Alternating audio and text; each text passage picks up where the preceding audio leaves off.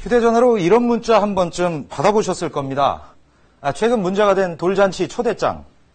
행운의 무료 쿠폰을 주겠다.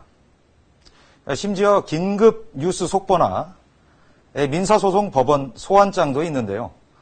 요즘 이런 문자 받으면 열어보기 겁나죠. 무심코 열어봤다가 소액결제 피해를 입는 사례가 늘고 있기 때문인데요.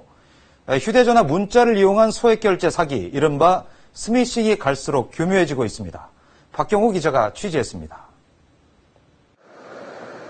30대 직장인 유모 씨는 지난달 휴대전화 메시지로 온 청첩장을 열어봤다 20여만 원이 결제되는 피해를 입었습니다. 경찰서 가서 이제 주의를 해봤어요. 그랬더니 이제 홍콩에서 이제 트로이봉가 2개를 이제 핸드폰에 심어가지고 이 돈이 빠져나간 걸로. 해커는 유 씨가 청첩장을 여는 순간 스미싱 앱을 깔고 이 앱을 이용해 전화번호와 주민등록번호, 승인번호까지 빼돌려 상품을 구매한 겁니다.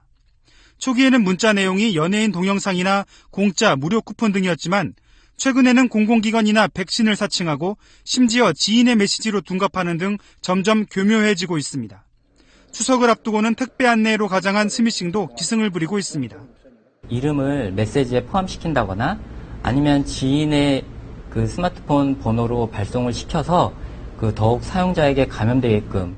자신도 모르는 사이 소액결제로 돈이 빠져나가는 스미싱 피해는 최근 급증하고 있습니다.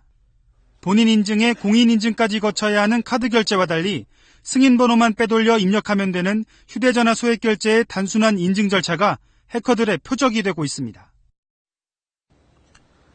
휴대전화 소액결제는 지난 2001년 소액 상품을 구입할 때 이용자들의 결제를 편리하게 하고 콘텐츠 거래를 활성화하기 위해서 도입됐습니다.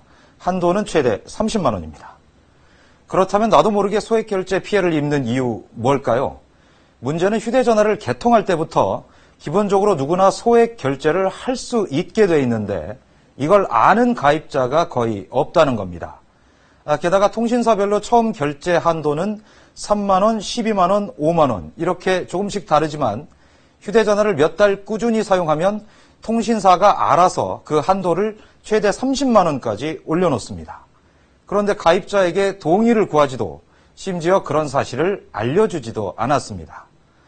소액결제 대금은 통신사 요금 고지서에 반영이 되기 때문에 통신사들은 이걸 처리해주는 대가로 3% 내외 수수료를 받습니다. 올해 소액결제 시장 규모가 4조 원 규모로 추정이 되는 만큼 통신사들의 수수료 수입만 1,200억 원대에 이른다는 계산이 나옵니다. 통신사들은 이렇게 짭짤한 수익을 올리면서도 소비자들이 입는 피해에는 그만큼 무관심했던 셈인데요. 의심스러운 문자는 열어보지 말라는 식으로 무작정 소비자들에게 조심하라고만 하면 끝나는 걸까요? 소액결제로 인한 피해를 근본적으로 줄일 수 있는 대책은 없는지 알아봤습니다.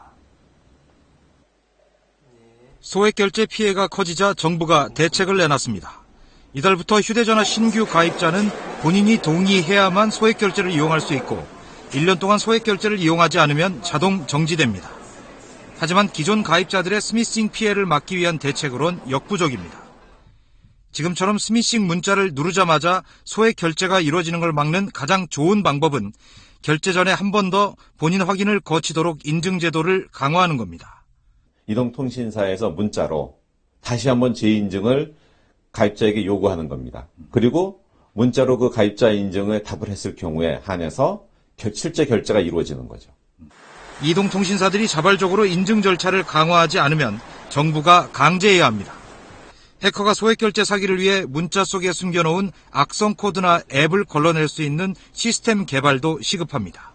악성 코드나 앱으로 판단된 것들을 식별해내고 그런 것들을 제거하는 정보 시스템, 또 치료할 수 있는 백신을 적절히 개발하고 보급하는 게 굉장히 중요한 대책이라고 보여집니다.